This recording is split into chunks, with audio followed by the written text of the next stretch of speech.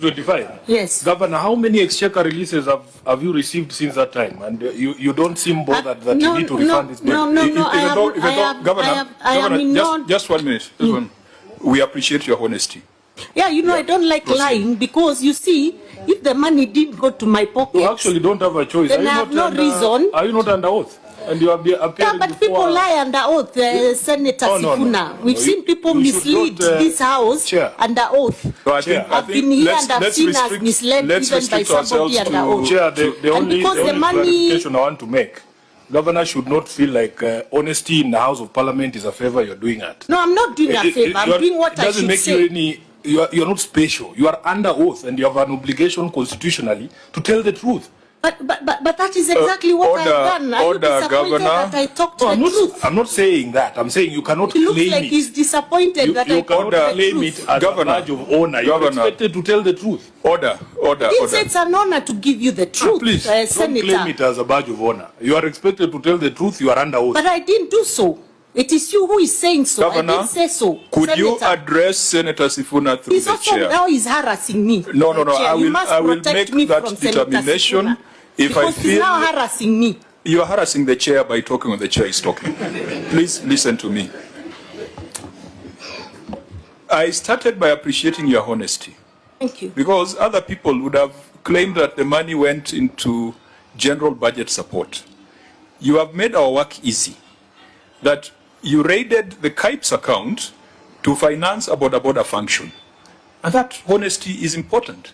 And members, for us, now it is upon us to make our determination and to make our recommendation.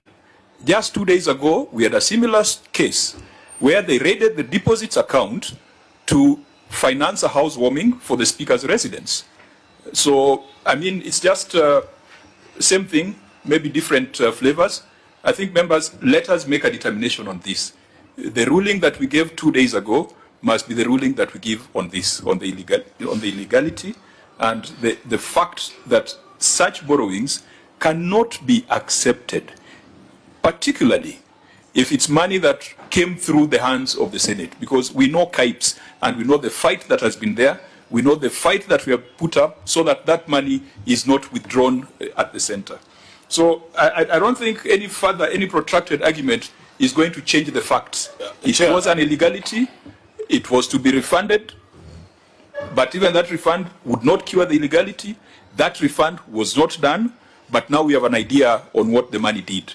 It was not for Mandazi, it was for borders. But Chair, that clarity on, because we are aware how many exchequer releases have gone to Embu County since May of 2025. We need an explanation as to why refunding this money to KIPES is not a priority, including, Chair, when we were in Mombasa just recently. The Treasury showed us a disbursement schedule, and I believe there was money that was released to Embu County this month.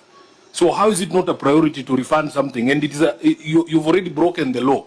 You are not in any hurry to repair the damage that has been done from a legal perspective. So Governor, perhaps it would be neater, either you or your officers, now that the refund has not been done, because every job has a description. Even when we're hiring the IBC commissioners, any independent officers, you will always find PWD people who are qualified for those positions.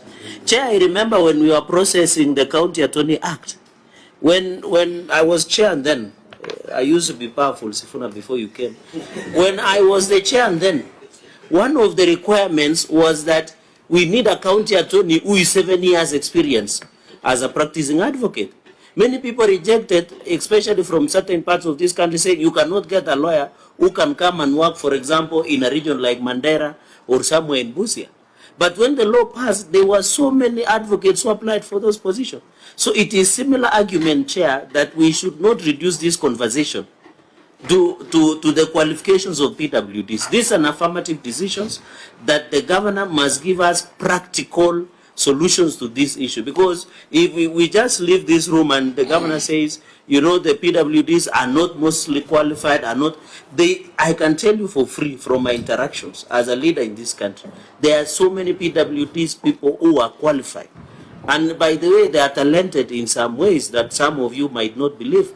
So that might not believe, Chair. So, Chair, let me rest it there. But I just wondered, because Governor has captured it very well by saying this is an affirmative position. That's why I asked a simple question. Out of these 69 employees, 51 of them are PWDs. I asked him a simple question.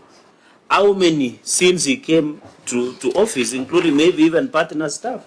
You can say one of my partisan staff is a PWD, for example. So my question, Chair, if the governor can just answer, I know there have been a staff attrition, a few hiring. How many since he came to office that is he has hired, including even his own partisan staff? Okay, Mr. Chairman, I can answer that question very fast. But you see, to say that I said that no people living with disabilities who are not qualified in Kenya is completely missing the point, and misinterpreting what I was saying. I didn't mean that. Number two, at the very senior level in the county government of Trans Nzoia, I have got a CC who is a person living with disability and is here. I have a chief officer who is on a wheelchair. How many counties are like that in this country? I think just speak for Trans Nzoia. Those are very, very deliberate efforts that we make for purposes of inclusion. And that's why I'm proposing that every time you say 5% is reserved for people with disabilities, can it be reserved? And will not be filled until we get people with disabilities from wherever.